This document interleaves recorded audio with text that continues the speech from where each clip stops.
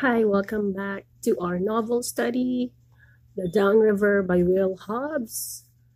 Today I'm going to read chapter 7. And what happened in the chapter 6 was they finally got to the Grand Canyon Rapids and they're starting to load up their boats and their paddles and everything that they need, the food. So they're all ready to go. Even someone says, okay, bring it on. Grand Canyon will kick its butt. Of course, that's Rita. All right, so we're going to move on to chapter 7. All right. We passed under the bridge, a graceful arch composed of hundreds of steel girders, towering above us in this world of stone and sky like a monumental work of art. There was an eerie quality about it, as if it were the vestige of an ancient civilization. No vehicles crossed it, no one stood at the rail and waved to us. The river tugged at us, and we bobbed along downstream. The bridge was receding, and the sight sent a thrill down my spine. Ahead, only rock, water, sky, and the unknown. In the next instant, the thrill turned to fear, and I wished myself up on that bridge looking down. What was I doing? Was I out of my mind? The canyon walls echoed the passage of a big truck. We all looked back. It was a beer truck. Wish I had a rocket launcher, Pug said wistfully. Darn, Adam said. I knew we forgot something. I'd blast the truck right off the bridge and watch it all fall the way down on the river, to the river. Wouldn't that be a beautiful sight? He meant the beer truck. It was touching to see Pug so affected by beauty. We'd picking up all beer the way down the canyon, Rita said. The current swept us around a little bend in the river, and the bridge was lost from view. It may as well have been hundreds of miles behind us. From somewhere along the shore came the most delightful bird song I'd ever heard in my life. A series of lyrical whistles cascading in pitch and slowing as they fell. Star and I looked at each other. It was one of those moments you share with somebody, moments you never forget. She was so happy. Those green eyes were singing their own song. The song come again. And again, I wish I knew its name, I said. Canyon Wren, Freddie volunteered. How do you know? Pug asked. Freddie didn't bother to answer, just paddled on, with his eyes on the cliffs high above. It was almost as if he were reading lines in a book. His concentration was so focused. A mile or so later, he cocked one ear downstream and then the other. I couldn't tell what he was hearing. Just then Troy yelled over from his boat. What's that sound? Troy seemed kind of spooked. I still couldn't hear anything. Listen, he said. Listen. There was a background hum, or a vibration or something, coming from the downstream. An airplane, Pug guessed. I glanced at Freddie and saw a quiet smile on his face. Tape hiss, Adam declared. Canyon tape hiss. Tape hiss. Then it dawned on everybody at once. First rapid. Of course, this was a whitewater river after all. We rounded a bend, and the sound wasn't so subtle. Tape roar, it is more like it, I said. River thunder, Adam named it. Prepare to die, fun hogs. About 300 yards downstream, the river seemed to end on its own horizon line. Past that spot, the river wasn't visible at all. It looked like we were approaching a waterfall. The current almost died out, and we had to paddle downstream toward that brink as if we were on a lake. The river thunder grew louder and louder. We scouted the rapid. Thank goodness we scouted it. We didn't know what it was called, but its name wasn't on Arizona road map. We didn't know how bad it was supposed to be, or how we were supposed to run it. I know how it looked. Awful. It was all full of white water and studded with rocks as the river narrowed and took a big fall. The main current led into waves bigger than any we've seen in the Westwater Canyon. But it seemed like the only way through was to go right into the big waves. The either side were boulders sticking up, and underneath from them were violent holes. Everybody was standing around pointing, shouting to be heard over the roar of the rapid. I was right next to Freddie. How'd all those boulders get in the river? I asked him. Did they all fall off the cliffs? Freddie pointed out two side canyons, one entering the rapid on each side of the river. I think they were washed out of those canyons, flash floods. I was amazed. The side canyons were bone dry. To think they could run into so much water as to carry down boulders as big as cars and deposit them way out in the river. As we silently walked back to the boats, I felt the drums of doom in my ears. I looked upstream and wondered if we should give it all up. I thought about yelling out, calling for a conference. I said nothing. Mechanically, I picked up my paddle as Star picked up hers. She was sort of looking to me for reassurance. Just down the shore, Troy was stowing his bowline. Then he nagged his boat offshore and started rowing for the current. Star and I hugged each other, then laughed nervously at the odd feel of bumping life jackets. Adam, I could see, was thinking of poking a little fun, but he was too nervous. Let's go. Let's get with it, kiddies, Troy said. You gotta save me if I flip. I wish we wouldn't say that, Star fretted. Let's go, Rita yelled.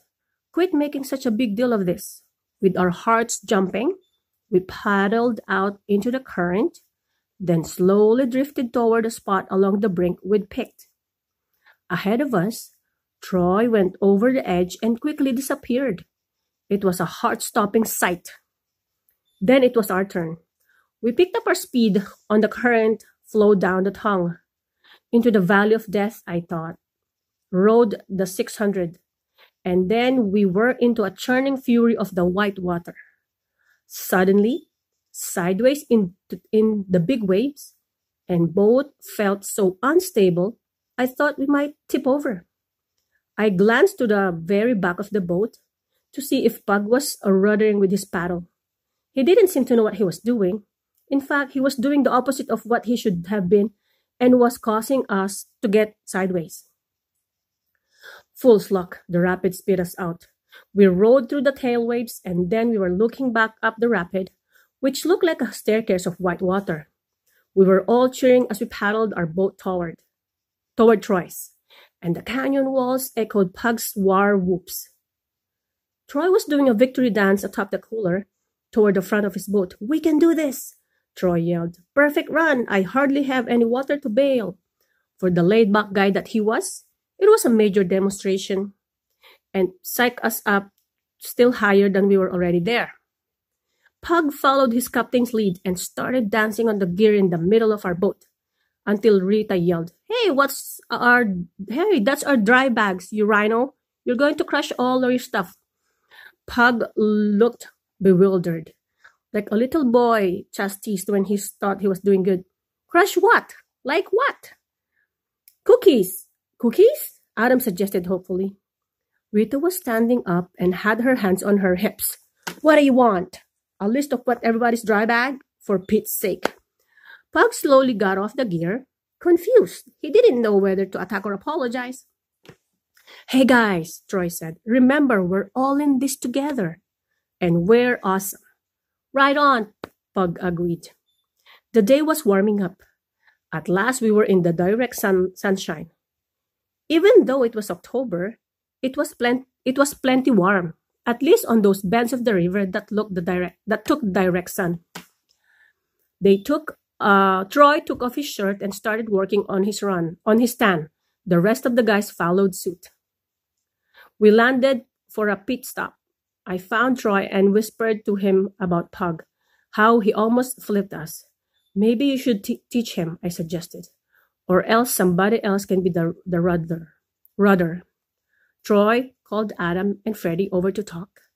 As I walked away, The guys were awfully macho about the rudder position. They assumed that none of the girls was strong enough to apply the torque necessary for a radical steering maneuver. Maybe I was, I thought, and Rita too. Heather for sure, with her wide shoulders, if she weren't so afraid. It was almost a shock to realize Heather was no longer among us. A few hours downstream, and we might as well have known her in another lifetime. She'd stayed behind, and we'd entered a separate reality. Before we got back to the boats, Troy called us all together with a little stick. He drew diagrams on the wet sand and calmly talked about strategy. Nothing about how we actually did in the first rapid. Pug was taking it okay. He wasn't being singled out. The only problem was when it came to the ruddering part. Troy's advice was so complicated I could barely follow it myself. I saw Pug nodding his head, but I had my doubts. Paddling is so instinctive. You're reacting to ever-changing conditions. And you do things with your paddle without really thinking about it. When we got up and headed for the boats, I was sure everybody was thinking about who should rudder the paddle. Either Adam or Freddie would have been fine with me. They were great in West water. But as we were putting on our life jackets, Pug snatched up his paddle and practically jumped onto the back of the boat. He had an awkward smile on his face. He knew we didn't trust him, but at the same time, he couldn't help trying to prove himself. Around the bend, more river thunder. Another mile or two down, we scouted another rapid as big as the first. Maybe the waves were even taller. Are you going to take him off the rudder? I whispered to Troy. Let's see what happens. What happened was the same thing as before. Only this time, when we went up onto a big wave sideways, I got thrown out. One instant I was paddling, trying to do what I could straighten the boat, and the next I was suddenly in the freezing green and white water. It was an overwhelming shock to find myself outside the boat in the air, in the river. I could have been a whole lot worse, though. Fortunately, as I was flying out, I grabbed the chicken line that had run around the boat and was holding for the dear life. I was only out for a few seconds. As it turned out, Star, of all people, did exactly what Al had taught us to do. She reached over my back and grabbed the bottom of my life jacket in one hand, the shoulder of my jacket with the other, and pulled me back into the boat like a tuna fisherman pulling a big one out of the sea. We were both on the bottom of the front part of the boat, with our faces real close. Star was surprised, as I was. As the boat wallowed in the big waves, I heard Freddie yell, "Adam, get in the back and rudder." In the thick of that rapid, Freddie wasn't going to dance around Pug's feelings. Adam brought us through the tail waves right side up. Freddie said, "Good work, Jesse. You hung onto your paddle." Sure enough, there it was in my hand. I glanced at Pug. His feelings were hurt, all right, and I didn't care. He was glaring at Freddie like he wanted to strangle him. We bailed the boats beneath the rapid, then had lunch on a long beach of pure sand.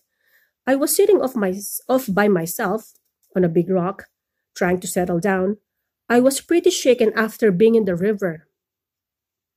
It gave me a pause to wonder what Heather went through when she was held in the big hole in Skull and tumbled around and around. No wonder she bailed out on this one. Was she the only one who knew what it was all about? Troy came over and sat with me. "All's well ends well," he said. I know, he's in the funk too. He knows he's out of that rudder spot. But I'd much rather have him feel bad about it than have him back there again. That's for sure. It looks like he's just gonna blame Freddie, and he never liked him anyway. So it's all the same.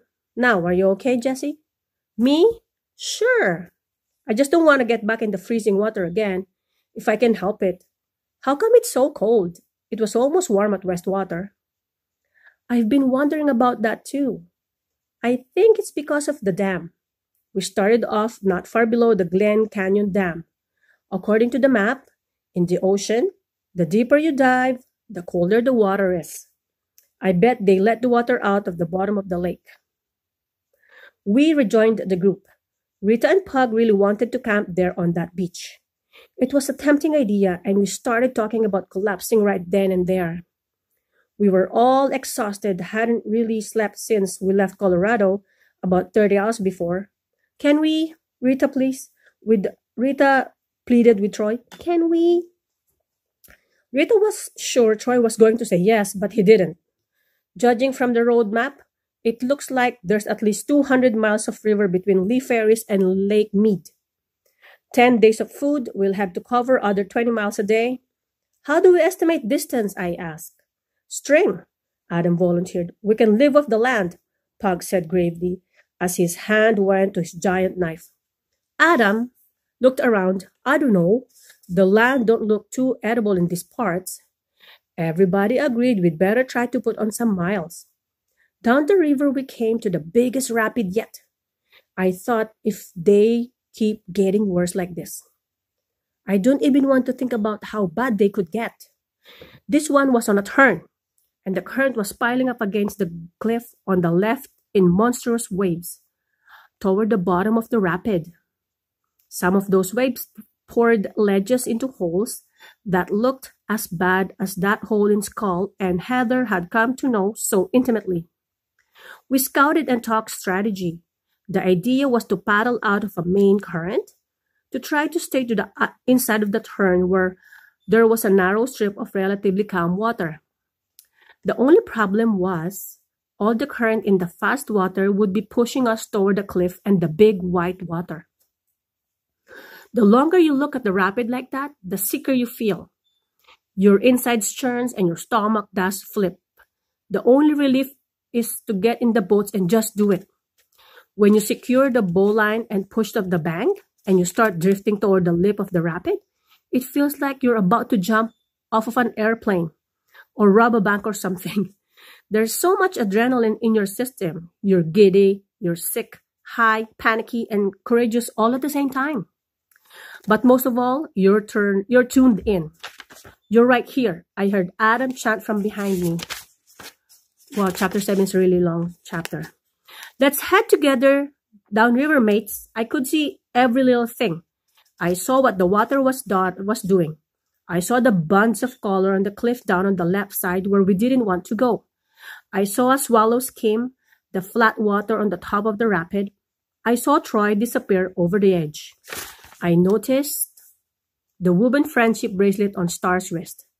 I heard the roar of the rapid and I heard Seven squawk. I felt the strength in my arms and my back and my legs. In answer to Adam's commands, I paddled with sweeping strokes to help move to the right. Downriver, I yelled.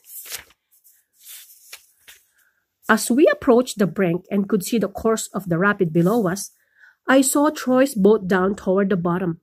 He was in the big stuff, exactly where he didn't want to be.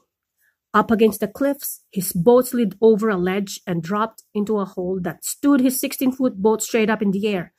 It looked certain to flip, but it dropped down the right side up and split down the hole. It all happened in an instant, and then I lost sight. We were in a major fight ourselves to get out of the current, and we were winning it. We paddled like anything for the inside of the turn, and we made it. We scooted past, and the nasty water, barely out of its reach, and on that ribbon of safe water. We did it, I shouted. We're really doing it. Whatever the name of that rapid, our paddle crew celebrated a major victory. Adam was the man of the moment, and we all felt good about ourselves. We'd applied a strategy to a nasty-looking rapid, and it had worked. As we paddled up to him, Troy was methodically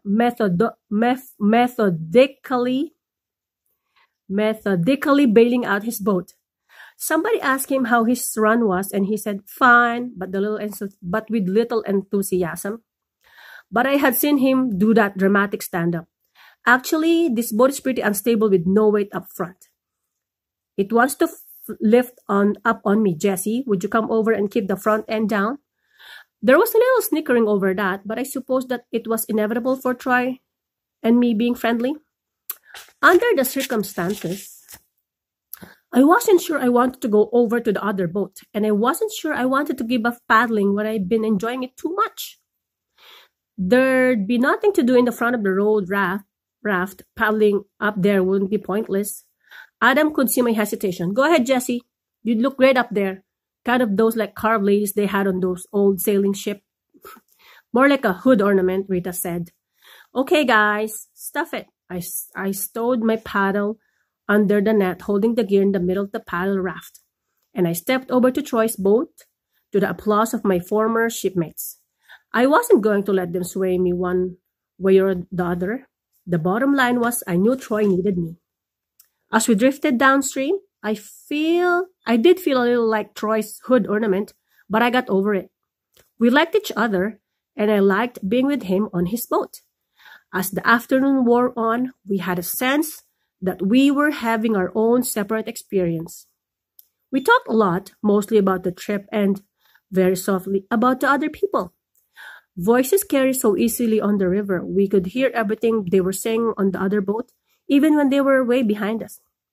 The current panicked up, and we entered a wild stretch of river. There were rapids every half mile or so. Troy would stand up in the boat and look at the rapid coming up. And determined that scouting from the boat was sufficient without having to go ashore, I was glad. We were too tired to scramble around in the rocks and study every one of these rapids. Read and run, he'd holler back to the paddle raft. Read and run. The next stretch was a wild time. I loved being in the front of the boat, taking all the big waves and looking back at Troy to work on the oars. He really loved the white water. In the rapids, he wore a wonderful grin all over his face, and his blue eyes were all concentration, looking downstream. He was learning how to move that boat, how to spin it to avoid the rocks and the holes. He was learning when to apply the power and when to apply finesse. I watched the runs the paddle raft was making behind us as well.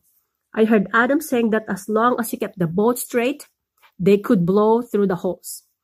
And that's what they were doing, going intentionally for the action. He'd yelled for them to power to the right or left, and then he'd rudder the boat directly for the hole. But that was okay. I was doing just fine, relaxing the warm sunshine, and I loved having time with Troy. We could hear another rapid coming, but we couldn't see it because it was on a sharp turn. Should we scout it? I asked Troy. He wagged his head. He was taken with a string of successes behind us, having too much fun rowing to want to pull the boat to shore, tie it up, and go for a look. We rounded the bend in the center of the river and caught sight of a major hole only 30 or so feet in front of us. There was no time to cock the boat and row to either side. All Troy could do was hit the hole straight on. I speared my way to the very front as we dropped into the hole, and then I felt the oldest sensation. We had stopped moving. We were surfing in place. Suddenly, the hole spun sideways, and one side of the boat lifted up in the air as the low side was filling with water. My eyes met Troy's for a minute. He was at a loss. I lunged for the high side, tried to put some weight on it, just as suddenly the hole spit us up. Bail! We were suddenly knee-deep in water. Around the bend came the paddle raft, only they were on the same side of the turn as they approached the hole. They would have missed it, but they were paddling like crazy to line up for it on purpose. When they dropped into it, the hole spun them sideways too. They had no more control than a stick of driftwood. The black underside of their boat showed for a moment, and then the boat turned over. They flipped! Oh my goodness. I saw swimmers. A couple of people were bobbing along in the river. Adam was hanging onto the chicken line on the overturned boat. Troy bent his back on the oars and rowed toward an eddy, so we wouldn't be swept downstream. Bail! He yelled. Boat's too heavy to row. Bail! I bailed like mad with a big bucket, and Troy caught the eddy. As the swimmers approached us, he rowed us into the current, and I hauled Rita aboard. Troy intercepted Adam, who was clinging to the paddle raft. We hit the hole straight on. Adam protested. I don't know what happened. Fred and Pug, I could see, had reached the shore on their own, but where was Star? Over there! I yelled and pointed at Star in the river. We dragged Star in. She was so weak she couldn't help herself at all. She wasn't built with insulation against that icy water, and as it turned out, she'd been held in the hole and given a thrashing. We made a quick landfall as Freddie and Pug ran downstream to join us. There was no beach. It wasn't really a camp, but we had work to do, with the paddle raft to overturn and little time. The sun was down from the canyon. We were all shivering, especially Star, whose eyes weren't even focusing. We had to get the dry bags under the paddle raft and put on some dry clothes. It took all of us, minus Star, to turn the boat over. Any kind of beach have been handy, but there was a deep drop-off right on the bank. We had to use a lot of ropes and pull them all with all our strength. For a while, it looked like we wouldn't succeed. 3 times the boat came about halfway up and then stalled. Adam said to Troy, "I sure hope that gear boat of yours never flips. It weighs about 3 times as much as this one." We gave it one more try, and this time Pag went berserk, with a ferocious battle cry and pulling on his rope like Goliath. His mighty legs dug for traction, and in the end he fell into a pile of sharp rocks and boat and fell right up against the bank. Pug came up for full scrapes and scratches, but he thought nothing of them. Being the man of the moment and the recipient of truckloads of praise, he was beaming. That bunch marine crew cut of his, about a month grown out, made him seem like a little fuzzball kid in a giant body. A little kid who only wanted the rest of the gang to like him. Rita went over to him and raised his right arm like a boxer's triumph, then felt his biceps. "Hot stuff," she declared. It was our first night in the camp on the river. Nobody wanted to follow Al's work list, which was taped on the inside of the lid of the kitchen box. "Who needs it?" Troy said. "We didn't set up that latrine either. We were just too exhausted. Just dig a cat hole behind the bush." Thank goodness Rita had some energy. She whipped dinner together. Beef stroganoff. No less, it was much appreciated. We did the dishes by lantern light, then crashed. None of us put up a tent. Exhausted doesn't begin how I felt. Star and I spread our tent out and used it for the ground cloth. Star was pretty out of it, still in shock from her swim. "Are you okay?" I asked her as I was falling asleep. "Perfect," she said. Wow, chapter 7 was a long chapter. I could have cut it into 2 parts. Well, anyway, that's it for today.